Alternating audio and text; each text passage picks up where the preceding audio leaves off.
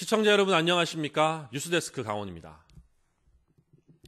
태풍 콩레이는 동해상으로 물러갔지만 영동 지역에는 200mm가 넘는 폭우가 쏟아졌습니다. 곳곳에서 비 피해와 불편이 이어졌습니다. 김형호 기자의 보도입니다.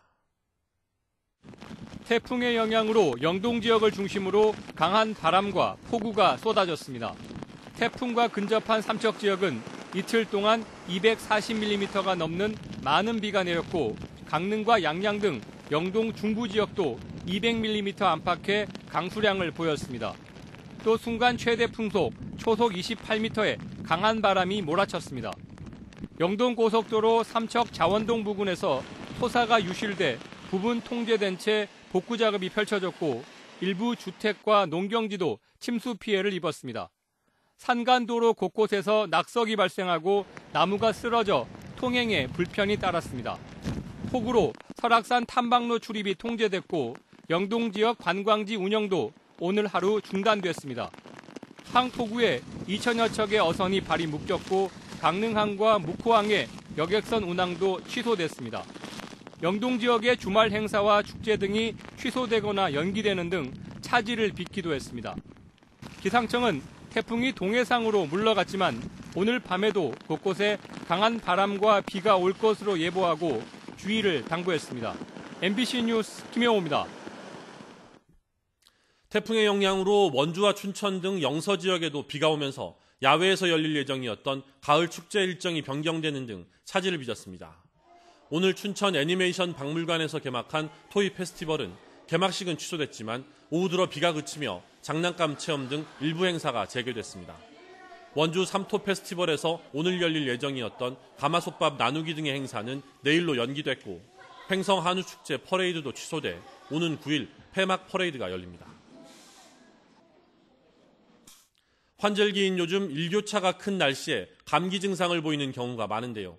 겨울을 대비해 미리 독감 예방접종을 받는 사람들도 늘고 있습니다. 황구성 기자입니다. 소아과에 진료를 받으려는 발길이 이어집니다. 가을 환절기로 접어들면서 어린이 감기 환자가 30% 정도 늘었습니다. 다가오는 겨울을 대비해 서둘러 독감 예방접종을 받기도 합니다.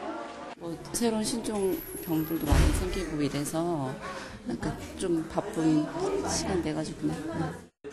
생후 6개월에서 12살 어린이와 65살 이상 노인은 독감 예방접종을 무료로 받을 수 있습니다. 도내에서는 모두 43만 9천여 명이 무료 접종 대상입니다. 어린이의 경우 작년까지 6살까지만 무료 접종이 가능했지만 올해부터 12살까지로 확대되면서 대상 인원도 2배 이상 늘었습니다. 예방접종은 보건소 외에도 위탁 의료기관에서 받을 수 있습니다. 예방접종이 가능한 관내 위탁 의료기관은 원주시 보건소 예방접종 도우미 홈페이지 모바일 앱에서 확인 가능하오니 원주 등 일부 시군에선 기초생활수급자나 장애인, 사회복지시설 생활자 등도 무료로 보건소에서 접종할 수 있습니다. 요즘같이 일교차가 10도 이상 나는 환절기에는 면역력이 떨어지며 호흡기 질환에 잘 걸릴 수 있어 주의가 필요하다고 전문가들은 말합니다.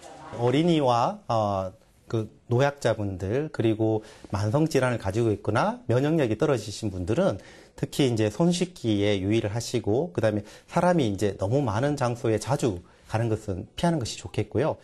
접종 후에도 항체가 생기기까지 2주 정도 걸려 독감 유행 전인 11월까지는 예방접종을 마쳐달라고 보건당국은 당부했습니다. MBC 뉴스 황구선입니다. 지난 2013년 국비 15억 원을 들여 조성했지만 안전시설 미비와 사용료의 국고 기속 문제 등으로 장기간 방치됐던 속초 청초호 요트 계류장이 문을 열 예정입니다. 강원도와 속초시는 최근 시설 보수와 CCTV 설치 등을 마무리함에 따라 올해 안에 요트 계류장을 개장하기로 했습니다. 선주로부터 받은 계류장 사용료를 국고가 아닌 속초시 수익으로 충당하는 방안도 해수부에 건의할 계획입니다. 강원FC가 마지막 홈 경기에서 포항 스틸러스와 1대1로 비겨 상위 스플릿 진출에 적신호가 켜졌습니다. 강원FC는 오늘 오후 춘천 송암 스포츠타운에서 열린 포항 스틸러스와의 홈 경기에서 전반 36분 골을 넣었지만 동점골을 허용하며 무승부로 경기를 마쳤습니다. 뉴스를 마칩니다. 고맙습니다.